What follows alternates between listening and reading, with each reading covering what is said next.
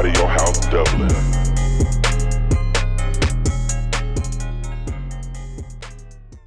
Episode 49 of the Sold Out podcast. Here with Malaki. Yes, sir. From Dublin.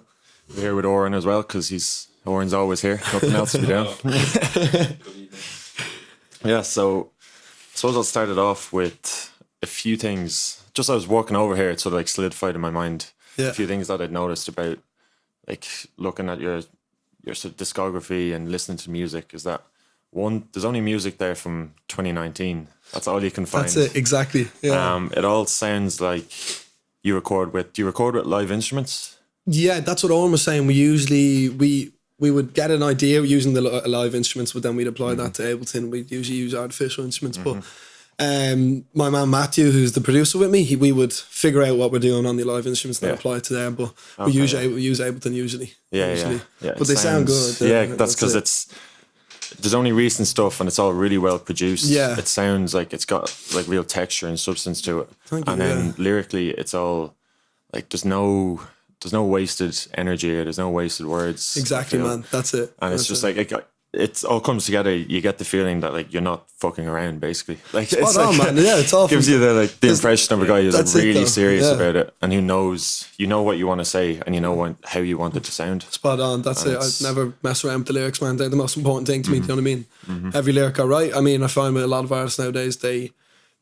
would use a lyric just to so it backs up the next one you're going to say. But with everything I write, it's from the heart usually, and he's better off. Like, you can tell it comes from spoken word and poetry as well. Poetry, big time, man. That's definitely where I began this whole like mission. I love poetry as a young kid. I started when I was very young, and with that, it's just escalated into actually doing music now. So you can tell there's no, because in poetry and in spoken word, there's no room for fluff.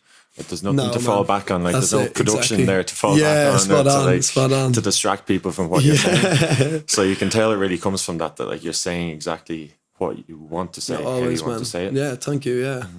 So when did that transition sort of come from doing poetry? I suppose then it went into spoken word. Yeah, exactly. But the first track was spoken word. We that's Call Us By Our Names. Call Us By Our Names. Spot on. Yeah, that was. Great track. Thank you, man. Yeah, that was the one with the passion as far as saying to Oren. It was literally about 4 months previous to when I released it. I was just building up this, I'm gonna say, aggression and this just fueling that with just giving out about what's going on around me and how pissed off I am about what's actually happening. So I wrote all that down and I came to Matthew the next day and I was like, man, we need to make this into a track. And he gave the idea of maybe a spoken word element to it. So we just whacked out this piano melody, and with that I just spoke over it, and then everything escalated from there. It just went on fire because I mean people didn't even know I was into, like, people knew I was into music but not into actually writing it. And then when I released that and they heard this, they were like, Jesus, a fire in this guy's belly, especially with how I'm saying it and on stage. I love playing that song on stage. I'm actually pissed off myself. I missed you at the Rushes gig recently, and then missed you at Forbidden Fruit as well. That's great. I enjoy both of them. Forbidden Fruit was the highlight though. That was went well. Oh, it was an experience, man. It was unbelievable. The crowd was amazing. Had my whole family there with me. It was just surreal, man. It was just so much leading up to that point, and when it happened, I can't actually remember much because you're living in the moment. But best experience of my life so far. Anyway, that was on the district stage. It was district stage. Yeah, they set me up with that. Yeah, big shout out to them. They did me so much. They did me so much good. That was huge that they had a stage this year. Massive, man. Such a good stage as well. The size of it was perfect. Yeah. Tent was absolutely brilliant. I loved it. Yeah, it was brilliant, yeah. And then you were with Rushes as well in Whelan's. Rushes, he's a gentleman. He gave me a text one day and said, man, I love the music. And I was like, thank you very much, man. And then about 2-3 weeks later, he was like, I'd love you to open for me. Yeah. I had no idea who he was, where he's come from, but I met him on the sound check that day in Whelan's, and we just clicked right away. Like, he's a gentleman. And then it was actually honour opening for him because I didn't realise the standard at which he's at. Yeah. So I loved every second of it. And then once my set was over for opening for him, everyone flooded in. They had a great time. So it was class. Yeah. He's some performer. Yeah, that was a really good performance. Yeah. That diffusion don't mess around. No, I feel like I say this every time. Yeah. Diffusion don't mess good, around. Yeah. There's a lot of thought and he had a class, he had a setup of like televisions. I think that was his idea. I think he was saying, but it was just such a good idea. He'd come out, he'd sit down, he'd press play, and the whole thing would start. And with that, the gig began. It was class. Yeah. It was great. So, was there music released before this? When was the first track? In January? First track was January. Call Us by Names, 2019. That was when everything. That's when everything kicked off. Because I met Matthew about 6-7 months ago, and we just immediately clicked as friends. And then with that, we kind of got stronger and stronger because I met him through my ex, and then once that happened, we became a lot closer. And then we jammed one day, and Call Us by Our Names came out, and we said we'll release it because it's always something I'd love, and he loves it as well. He released his own EP recently, and so it's only actually it only began this year, 4 months ago, and everything's just. Wow. Everything's working out for me. Everything's working out. Yeah, you've hit your stride. Yeah, exactly, man. I mean, but people say when there's the passion there and they can feel it, do you know what I mean? It's, if you're writing from the heart and you're writing real stuff, it's always going to pay off, I think. It's always going to pay off. I think you've seen that even in the hip hop scene here, as it is at the moment. You're seeing the way you sound would remind me of Kojak.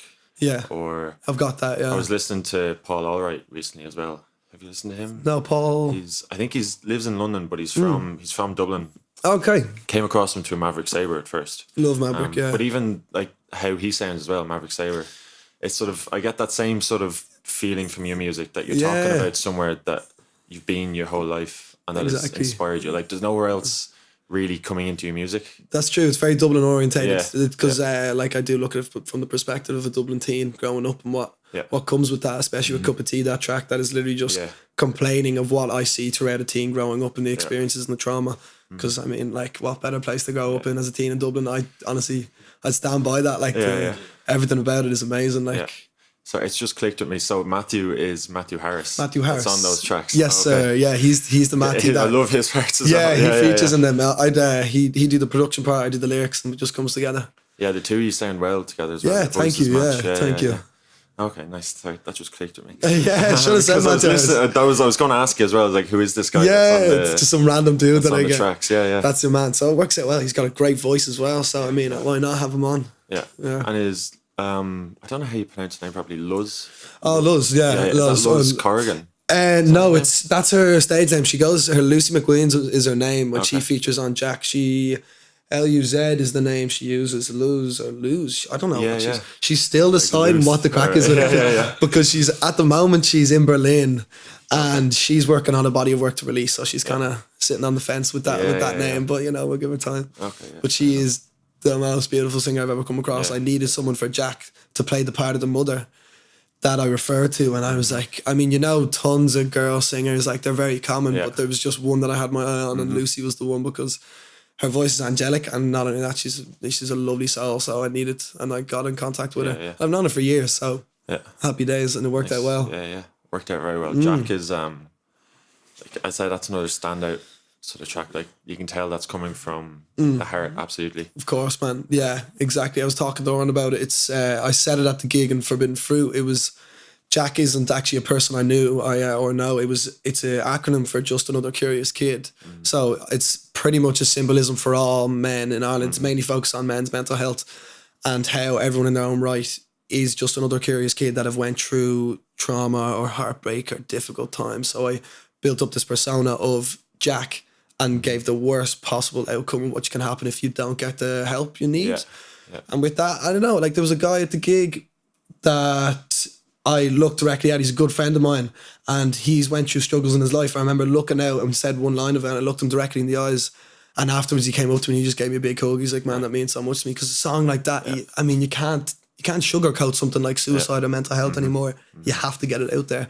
What better way to do it through the music, you know what I mean? Yeah, it's an incredible track. Yeah, I think it was the first one I heard from you. Somebody shared it of that. And, that was how I first started listening to you, and it was that track is stop seeing your tracks. Stop. Not many people do that kind of thing. Particularly, there's a line on it, take a breath, take a step. Yeah, take a breath and take a step, because the last one you make is the most daring one. Yeah. That track usually it takes me a while to listen to music for stuff to sink in, and it was only the other day that I think I was just walking through my apartment or something, and that stopped me in my tracks. So I was like, Jesus, that is. For somebody who's only doing it for 6 months, that's crazy sort of lyrics. Thank you, man. Yeah, like, I was that one and Love to a Cigar is definitely the ones I'm most proud of lyricism wise, because I mean, I was saying to Oren that I wrote that when I couldn't sleep one night. I woke up and I was just sitting in my bed, took out the phone, took out notes, and I went through, because you get moments and you're like, I need to write something down, and I just started writing, and I finished it in about a half an hour. And I look back and I was like, wow, this is very good. And I just applied that to music, and with that, it's probably the best thing I've written so far. Yeah. So far, yeah. That's what I was going to ask you. You hinted towards it there. Like, sort of, how does your writing come about? Yeah, that's the big thing with me. I've been writing for a long time, so I was never all that good at English in school, but I loved the poetry aspect too. I always admired how the most simplistic things in life, you can apply that to the biggest things, and like you always have to appreciate the little things and make something out of them. Like a flower growing, for instance, you can mirror that into a person growing, or like the season changing and how that can affect your mood. So I'd always appreciate the little things, and with that, you have to be deep and kind of deep and profound about things to actually make something of it. So I usually am pen to paper type of guy. Recently I'd take out my phone, but pen to paper is how I do. I'd sit down, I'd whack out some ideas, and I'd highlight the things I like. And I mean, when you go into my room, it's like stepping over Lego. There's sheets everywhere. Yeah. So, but I never get the time to put them all together. But it's usually just luck when something comes together. But I spend a lot of hours writing. A lot of hours. Would it be music that would, like, you'd be listening to somebody else and that would do it, or just could be anywhere, anytime? Music is definitely a huge part of it. But it's my own experiences and what I'd see throughout the day. I'm very observative as a person. And because like I bring my journal around me, I have a journal in my bag at the moment. If I see something on the street, I'm going to jot it down. Because I think that's the things that people like respect most, the perspective of what you see, instead of listening to a song and just plagiarizing what you heard and putting it in your own words. It's better to come from somewhere where you actually saw or felt. Yeah. And that's where you can like sense and feel the truth coming through in it. It's it's all truth. Yeah. Really, as you've seen it through your eyes. Exactly. And what you think about it. That's something I even try and do myself, is like writing stuff down and that kind of thing. And especially when I'm doing articles about like releases and that kind of thing. Yeah. I have to have something in my hands to write as I'm listening. As I listen to it like over and over again, I have to have something in my hands to write. Yeah.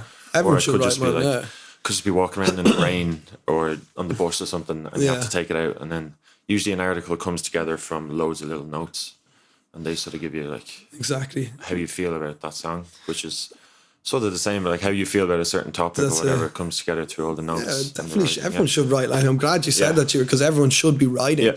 Whether it's a little amount or a lot, like anything you feel or think, it's really therapeutic. Yeah. It doesn't have to rhyme. Just your thoughts throughout the day, I mean, and then with that you can maybe make something of it, because a lot of spoken word, for instance, doesn't usually rhyme. You can just think of an idea, and if once it's passionate from the heart, man, it's gonna work from there. Yeah. So have you performed much spoken word? I haven't done Call Us By Names. I love poetry, and kind of poetry kind of ties into spoken word because it usually doesn't have a set rhythm to it. Yeah. But Call Us By Names is really the only one that I've recorded. I wrote a lot of lyrics that are spoken word, but just Call Us By Names really, and I love performing that one. And that was just, a shot in the dark. We said we'll try something different, and it worked out. Yeah. Okay, cool. There's a collective that does, what's the spoken word? Off key, isn't it? Off key. I'm not sure. I'm shooting in the dark here. Yeah. I know I've seen it so many times, but I don't know. I think there's spoken word artists from a lot of different places. I know Finches is big into it, and what's the other lad? He does Heartbreak on YouTube. What's his name? We had C-Boy in the other day. Oh yeah. He was doing the GPO. Stop! Yeah, I was gonna do that. I was gonna do that with the. I remember District got on to me, but it didn't work out because I didn't have enough work, and it just didn't work out in the end. Because this was months ago. Yeah. But like, that would have been a privilege, like to play in somewhere like that. When they said that to me, I was over the moon. But I got forbidden food anyway, so happy days. Yeah. But spoken word is something that I really admire. It's a lot, and especially because there's no instruments, there's no beat behind it, so it's you're so attentively listening to what they're saying, which is a big thing of it. So are you working with anyone else, or would you have sort of would you work with anyone else in the past? Like a that's collab? making music now as well. There's no one really that appeals to me as such. I'm happy with who I'm with at the moment. I have Matthew and Lucy. Yeah. And Lucy will be coming back from Berlin in about 2 weeks, and Matthew is away at the moment. And once that happens, we always say we're going to take over the world. That's our thing. We're going to take over the world because we each individually have our own strong points. I mean, Lucy with the singing, she plays piano. Matthew is a multi-instrumentalist. He's a very good friend of mine. And then myself with the lyrics. I mean, we have a lot of ideas, and we're hoping to release a lot of stuff. So I'm happy with where I am at the moment. There's no one. I think the style of writing that I'm into and music that I'm into, I don't really see much of it myself. That I could reach out to a guy and say, maybe, do you want to do a little something? I haven't. There's no one really that appeals to me just yet. Because I think I'm a bit different from other artists. I think in the aspect that it's not as trappy or upbeat or intense, and my shows aren't there to start jumping on each other and mosh pits. It's more of a performance rather than anything. Do you know what I mean? So I'm yet to find someone that I can kind of tap into. But I mean, you do have two people who obviously work very well. Yeah. I'm happy with them. Do you know what I mean? I'm happy to chill with them for the time being. They're my people. That's only just begun. So exactly, man. There's a lot ahead of me. I'm only 19 now, and so is Matthew and Lucy. So we have a lot to. That's sickening. A lot to do. So. That's the best. I couldn't believe that, man. Exactly. Is there any more performances coming up? Any more gigs? Yes, I am doing Wigwam in July. I'm doing a headline in Wigwam July 6th. Okay. Yet to be released, so I don't know if I should have said that. But you can check. You can check after, and if not, we'll leave it out. It's fine. Realistically, July 6th in Wigwam, and then Matthew Harris and his band are opening up for me because he does his own at work. Okay. Nice. So Matthew Harris then, and then myself later on in the night. So it's my first headline gig. Yeah. Which I'm really excited about. Okay, nice. Actually, I'm pretty sure I saw that on your Spotify or something. That oh, you're right. Wigwam is out there, yeah. Lovely. Okay, then we're good. We're good. I didn't even know myself. Yeah. Love it. Yeah, so that's the next one for the next month or so, though. I'll just be working on music because I'm hoping to release an EP in August, late August, maybe early September. Okay, nice. Hopefully put a lot of work and effort into that and get that done and dusted. Yeah. Do you know what you're going to talk about yet, or what's going to be on there? Yeah, I was having a chat with Oren about it. I don't know. I'm trying to think of a concept, and it was talking about, I was saying to Oren the fact of one place in my life about 6 months ago and to now, to this date, and what has changed, because so much has happened in the last 6 months of my life, for the better and for the worse, but everything that's happened has been good and bad. But I think I'd really like to do that because I think with the aspect of that, you can use the sad times that I experienced and build that into what has changed and what's been happening throughout my life to get to this point. And I think people respect that when it's like, went from such a shit place to such an amazing place. And I don't know, I still have a few ideas in mind. We've recorded a few, so we're still yet to see, but definitely some sort of time. Timescale. Would you be, when you get into making longer projects, like it sounds like you're coming up with the basis of a concept there. Would you be more into albums or projects that are concept based, like from start to finish? Yeah, I think so. I mean, like it's all well and good to come up with a few songs and throw them out, but I mean, I think they look a lot better, and if they have a message behind them or some sort of story that you can reflect on and go, wow, that's actually very cool. Like it's really interesting when it's not just like, there's a track about drugs, there's a track about going out and partying, there's a track about but if it goes from one to another, and maybe like some sort of interlude in between to tie it all together, I think it's a lot better to do. So I would be more interested in that kind of aspect of it. It's so cool. It's good to hear. That's I love when artists come out with stuff like that. Exactly. Yeah, it's definitely more respected, man. It's you put more work into it as well. Especially early on in your career, not just throwing tracks out there for nothing, but like making something that's actually coherent and makes sense, and like that will be like in 2 years you'll be able to look back on it and you probably say that I could have done that better, but you said what you wanted to say and like the way you wanted to say it. Yeah, that's the main thing. I mean, with the singles, I had to release a lot of singles. You probably saw that just 5 singles are released on Spotify, but that's only because I had to release a body of work as quick as possible. So unfortunately I couldn't make it into something, but I'm happy with how it went, and people enjoyed them, so it's all good. Yeah. Where are you recording them? Are you in a house? In Matthew's bedroom, yeah. I mean, that's it. And the acoustics, like, I remember the first song, Cost by Nooms, the acoustics are just horrible, like, but because we were only learning, we were only kind of getting, but I kind of like the whole way about it. Like, you're literally just chilling in your mate's gaff, you're making music, you're doing what you love, and people are enjoying it. So we're trying to get studio time though to make things sound a bit more crisp and definitely. There's better. So many people doing it in their bedrooms and in their exactly, man. Once it does the job, I mean, it sounds all right. Yeah. We're talking to Bobby Basil there recently, and just saying like recording in his granddad's house, stuff like that. Like, does he? Yeah, but I think he used to. There's a whole story. There's a whole story about that. That'll be in the magazine. But yeah, just like stuff like that. Just people, I like it. People who like release loads of music and been doing it for ages. It's just if you have a setup that you're comfortable in, and it's what works for you. That's it. Once the mix and master comes out well enough. That's it. Exactly, man. You're fine. Like, but. That's cool. I didn't know that. No, I'd be mates with Isaac now. He's spot on. He's dead as hell. Like, he's another guy who's doing his own thing. He is indeed. Yeah. He is indeed. I know he was a part of like the Ajay Vu back in the day, and then he kind of broke apart. But I'm happy with what he's doing. Like, I mean, I was having a chat with him ages ago in a pub, and we were just having a few pints, and he was like, "Yeah, I just want to be independent. I want to actually put myself out there and just be." And fair play to him, and he's doing a good job of it as well. He's doing a very good job of it. Mm-hmm. So in terms of like, who would you listen to?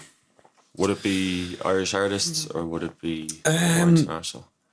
I mean, I love every genre of music, and I always have. I'm not one set genre, but I do love Irish artists because you got to respect your own nation and what they're coming from, because then you can relate to it especially a lot more. But I mean, I'd be definitely more into the hip hop side of thing. Like, I love Lil Carner, for instance. He'd definitely be a huge inspiration to me. Massive inspiration. King Krule as well. King Krule is always, I'd still stand by King Krule as my favourite artist, which is weird because he's so different to me. But there's just something about it. I found him out, his first song, what was it? Easy Easy by King Krule. I found that out about 3-4 years ago, and ever since then I've been hooked on him. Because he's just so different and diverse and unique, and then I just get inspiration from that. But I'd listen to all sorts of music, but definitely Lil Carner, King Krule would be up there, and MF Doom, for example. Sure, I have the guy in my ring, like, you know what I mean? I bring him everywhere with me. Nice. I love that. Any sort of music though, whatever tickles my fancy, really. Yeah. Lil Carner has been probably the person I've listened to most over the last 6 or 8 months. I'm so glad to see him. Like, I remember he was Master Mowgli years ago. That was his name. That's what he used to go by. Because I always prided myself on how I'd listen to artists at the start and watch them grow. And he was one of them. And when he was just about 18, 19, and he would do stuff with Tom Misch at the start, or I remember he did a track with King Krule as well when it was Archie Marshall. And I love just watching him grow. And he's doing so well now. Like. I saw him at the Academy, I think 2 years ago, and when I was at the Button Factory. I saw him at the Button Factory about 2 years ago, and I'd never been. Do you know when you go to a gig, but you're not enjoying it? Not that you're not enjoying it, but you're standing there in awe. Yeah. You're just like, and from there I went, that's what I need to do. I need to be on stage. I grabbed my friend Rory after, and I was like, Rory, this is what I need to do. I need to be on stage. This is all I want in life. Nice. So I'm happy to get there. Yeah, exactly. That was, I mean, if Lil Carner ever sees anything like this, I mean, you kind of did it for me. Like, nice. That's the story there. Yeah. Inspired you to start doing it. Exactly. Yeah, that's a big guy. Yeah. Did you like, what's the name of his latest album? I'm blanking. Of Lil Carner's Not Waving But Drowning? Yeah. Did, yeah. I loved it, man. I loved it. I liked his previous one a bit more, A Little Late, I think it was called. But Not Waving But Drowning was unreal, man. I definitely liked the whole subject of loving it. He's found some woman, no one knows who she is. He's keeping her on the down low, but fair play to him, that man. Like, that was gorgeous album. Like, and you can tell he comes from poetry as well. Big time. That's why. I mean, you don't listen to a lot of artists nowadays that are so poetic. He is one of the only few that actually stick to that. Yeah. And I love it, man. I love it. Yeah, actually, the more I think of it, the little breaks and the like sort of quirks in the way that he he raps as well, and then listening to you as well, the way you like switch it up, Yeah, and the little breaks and stuff you use. That there is definitely get a sort of see the style inspiration for there. sure, man. Yeah. When I'd listen to him when I was a bit younger, I'd get a lot of inspiration from him. The way he writes about stuff, like the little things and makes them into something big, like flowers, as I said, for instance. Yeah. Just anything, man. He's a genius. He's easily one of the best rappers out there. But people obviously like a different side. I've shown him to my friends. They're like, he doesn't really do it for me. Yeah. Just because you're not listening to the lyrics, man. You don't appreciate it. Do you know what I mean? Yeah. It's just fair enough. But exactly. People have their own styles of music. Exactly. Like trap and Law Carter, the two biggest differences you'll ever find. Like they'll probably laugh in your face when they listen to him. Like as for King Cruel, I've never actually properly listened to him. I don't think he'd really be my. I don't know. Maybe I should try again. Can't knock it till you try it, man. I'm saying it's his voice is definitely like what is going on, but it grows on you, man. It's so it's so like dark. It has such a dark vibe to it, but it's really like nice and intense in a nice way, and he's beautiful, man. Yeah. But all his lyrics are like metaphors. You don't really have a clue what he's saying. Yeah. But he's amazing. He's amazing. I saw him live as well, and another one where I was just sitting there like, oh my god. That's it. I actually saw him at Electric Picnic last year. Just because my mates were there. And that gig was unbelievable. It was unreal. With Mount Kimby. Did you see him at Mount Kimby? There was like and then saw Mount Kimby there. That's it. Mount Kimby were unreal as well. They're doing Beat Yard this year. He's going to go Beat Yard. Very good lineup. Grandmaster Flash and stuff. The OG. Statman. Yeah. Should definitely get to that. That's it in Dunleary, isn't it? It is in Dunleary in August, I think it is. August, so definitely give that a go. Cheap same weekend as All Together now, actually.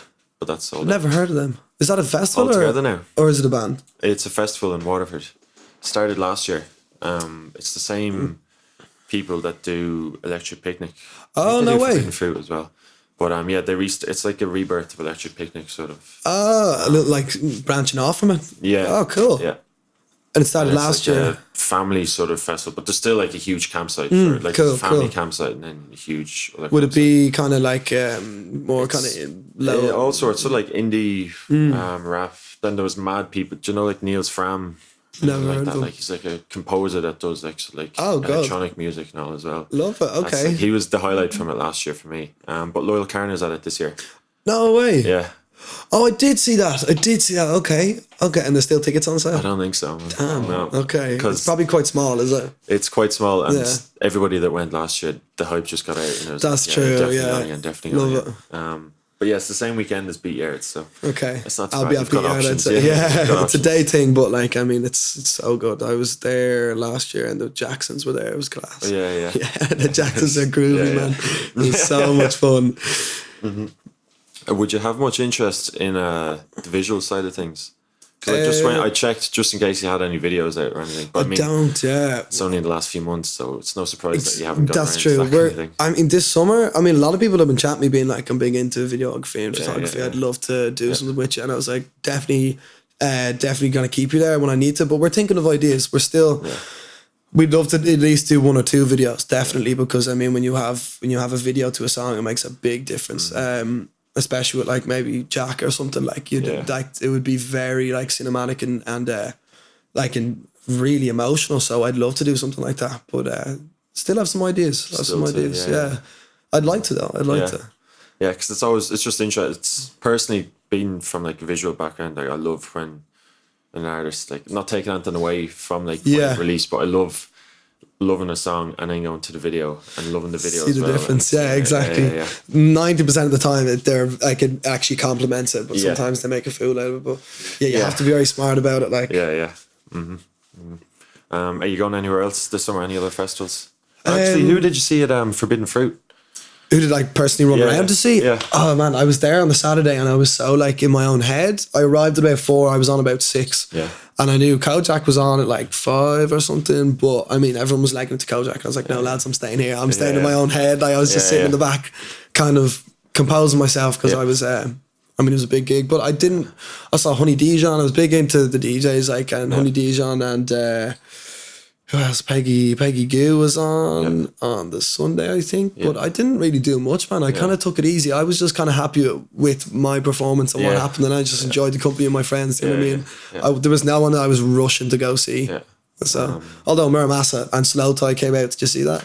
I saw the videos. Yeah, I wasn't there. Oh my God, he ran. It was crazy. Unfortunately, I wasn't feeling it, so I was sitting at the hill, and I was like, he's definitely not going to come out. He won't come out. And then he ran out. He's like, shoot the messenger, and I was like, oh. And my cousin grabbed him, ran up to him. Oh, I was so annoyed that I missed him, but that was another chance. Yeah, he's a legend, man. He's a legend.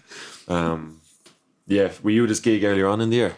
I wasn't. I've only recently got into him. Yeah. Much like King Cruel, he's somebody you're like, listen to and you go, what the hell is this on about? Yeah. And then he grows in you. Yeah. Like, it's class. Yeah. And another one like that, when you said that about like the voice, you have to get used to Danny Brown. Danny Brown, yeah, he was he? He was there on Saturday. He was there, yeah. Some of my mates love him. But I can never listen to him for that long because the voice does just get to me. He puts on the voice, does he? He's kind of like an alter ego type thing, is that? I think. I remember one of the lads was telling me that like he has like one side would be that mad grungy voice, and then he has something softer. Yeah, I can't hack a weird voice, to be honest. Like, it's a bit too much. I'm just like, I think he's got some. One of the lads in work was saying he's got the ability to go from like really, really high to really low, like that's instantly, what I thought, which is like, it's not me or you couldn't do it. No, no, you won't see me doing it. Doing it. But that voice he does, it's like he's able to switch that immediately. That's pretty impressive. I mean, there's probably a reason behind it. Like, he definitely has some sort of motive. Yeah, and I love when you see a guy like him. It's like, I like his music, and like you can see he's really good. Yeah. But then you see him live, and he performs his mad voice like perfectly, and like he replicates what he does. I remember watching it. Like, what is this? Then I saw Danny Brown and the thing. I was like, oh, of course, yeah, and it's really impressive. You're just like, okay, fair play. Like, it is impressive. Yeah, I don't actually listen to much of him. I was showing him a few songs, but I need to get into him, I'd say. Yeah, does growing up. Yeah, like, that's the classic. Yeah. He did that on Saturday as well. Did he? Towards the end, nobody was expecting it, I don't think. Yeah, but it was class. Yeah, so you going anywhere else? Is there any other festivals? I'm not. So many on. There is loads. I love festival season, but I'm not. I don't have any plan. I'm going to go to Beat Yard, I'd say, just for the fun. I don't have anything lined up for myself. I mean, like, no more performances anyway. I mean, you never know. I could get an email or something, hopefully. But I don't think so. But I'm just going to enjoy it. And I said this summer I'm not going on any holidays. I'm not spending any money abroad. I'm not doing anything. I'm just going to focus on the music because it will pay off for the long term. I have loads of friends going into Raylan and Berlin, going to Melt and stuff. But I'm better off just staying put and doing what I love because it will pay off in the future. Mm-hmm. Hopefully. Spend your summer on trains and buses around the city. Thinking of lyrics. Exactly. Just walk around the streets, jotting stuff down. Yeah. But that's literally, I said that joking, but that is probably what you spend a lot of time doing. That is what I'm doing, man. That's why you're staying. That's why exactly, man. That's why I brought the notepad with me. I'll just probably walk out after here and just start writing stuff down. Hop on my bike, cycle around to the local radio stations, whack out a few mixtapes, you know what I mean? I'll see what goes on. Yeah. That's kind of old school. They don't do that anymore. Send it over an email. Say, you want to take my CD, man? Play my mixtape. Yeah. Post boxes are all burned up. Like nobody gets post anymore. What is he doing? Who is this kid? Yeah. Probably respect him more, though. I mean, if I actually came up and was like, yeah. I was actually thinking on it's beautiful, like, rainy evening on the way over here. Got soaked. And I was wondering, does something like that affect how you're thinking and like the subject matter of what you write? Yeah, definitely. Yeah, good question. Like that. Weirdly enough, I've always found the weather can affect my mood. Like it does with everyone usually. I mean, if it's sunny out, I'm going to be jumping off the roof. But like, if it's rainy, you get a bit gloomy. It mirrors your mood, and with that, you get a completely different mindset, and then you apply that to the pen and the paper. So definitely, man, it's. I mean. Everyone gets a bit darker, I think, over the winter, cold, rainy months, and that completely gives a different side to what you're going to write about. Mm-hmm. And then if you apply that to fucking in the summertime, like it's just a completely different side of idea. But true that. Definitely. Yeah. So do you think you're gonna be writing, or have you noticed in the last couple of months that's had an effect? Because I know myself. I get hugely affected by like just my mindset from even the early mornings, like waking up and it's sunny instead of it being dark. It like affects how I like think about things or how much like how I want to create things or anything like that. That's true. No, when I wrote all those songs in the past, I was in like a completely different mindset. So like a lot of them are a lot darker, a lot about heartbreak and trauma and experiences like that. But as as I'm progressing and life is kind of opening up new doors and I'm feeling better about myself, I've started to write a bit more. Like I remember I wrote a song the other day about my mom, like, do you know what I mean? Just respecting her and what she's done for me. I wrote another one about the transition from like myself going out every night to town to actually doing something productive with myself. So I think you're right in the sense that the weather would reflect how I write, but I think nowadays I'm more happy. So I'm going to write happier stuff. Yeah. And like I'm saying, trying to actually get advice across instead of just complaining the whole time. Yeah. Because I think people need that bit of advice instead of just like, oh, I hate that, hate this, hate that. Yeah, it needs a direction and something like exactly, yeah. You can't just finish on a sad point, really. No. Which is usually my finisher. All the time, yeah. Then he's done, yeah. But that's the trick of it. Even something like Jack, a track like that, it's like about like a heartbreaking topic, a really tough topic. But, of course. But there's I suppose in the delivery, like there's passion and there's like something, it's like, oh, do something about it. Or Exactly. Like I said that with the Instagram post, I put it out, there was a few photos that a friend of mine, Louis O'Sullivan, took some photos at the time that we were taking the cover art. Yeah. And I just got those few photos together and I was like, I need to say something about this song before I put it out. So I stuck up a post. And it was about, I don't know, it was about 100, 200 words. And I was just describing what the song's about and what's going on. I gave a bit of experience from my struggles. And then I just threw out the suicide hotline number. Because, I mean, you can't just throw out a song like that and just go up there, enjoy it. There has to be something said, especially because, I mean, a lot of my friends knew at the time that I wasn't in the greatest of places. Yeah. And you're better off putting it out there. I remember I was going out to the lads and I was like, yeah, I'm getting help. I'm doing therapy and whatever. Because I'm not going to go and lie to them, because then how in that case will you ever get better? Mm-hmm. You have to be comfortable who you're around to talk about that thing. Thank God I have good friends that I could actually improve. But Jack was definitely very close to my heart. There was a lot of my friends struggling, myself included.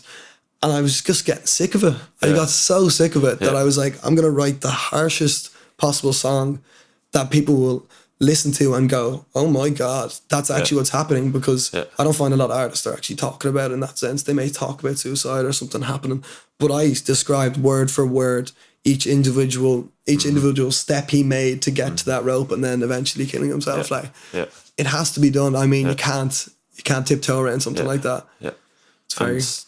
Just probably people who have heard it or who will hear it in the future, that it'll sort of wake them up to the like situation. Like, geez, that's the path I'm on. Might be nowhere near that, but it's something. Even just that, like stuff like that. I know myself, like in the past, stuff has made me think. Jesus, like I got to wake up here and like think about, do something about this. Exactly, and man. you have to talk to the people around you as well. Of course. It's especially men. Like that's why it's mainly focused on a man called Jack, because men are just deeply deprived of the attention they need. I think women are a lot better at seeking help, but men are very introverted with their feelings. They wouldn't express it as much. So I think we need to kind of switch that around. Yeah. And I think we will. I was hoping to do a gig over the summer at some stage, if I can, a mental health gig surrounded by just purely passion for music, no drink, no drugs. Yeah. We're going there for the passion for music and try and get some artists involved, some DJs, and it's just all the proceeds go to, I don't know, I'd figure out something, but I've had a lot of ideas that I'm working on with a few of my friends, but I think it's something that needs to be done. Yeah, sounds good. Because, I'd love to, because it's something I'm very passionate about, something I'm very passionate about. Yeah, I think we'd definitely be there to support that anyway. Definitely, boys, definitely. Can't do enough for that kind of stuff. Exactly, and I don't think a lot of artists are, to be honest. I mean, when you get in when people start to make it and they're like, oh, grand, I'm making it, I'm doing bits now. I can just forget about where I was and what I want to do. I'm going to keep thriving. But you can't forget where you came from. You can't forget your roots, or else it's not going to work out. I think like you can't really forget who you were and who you are and where you came from.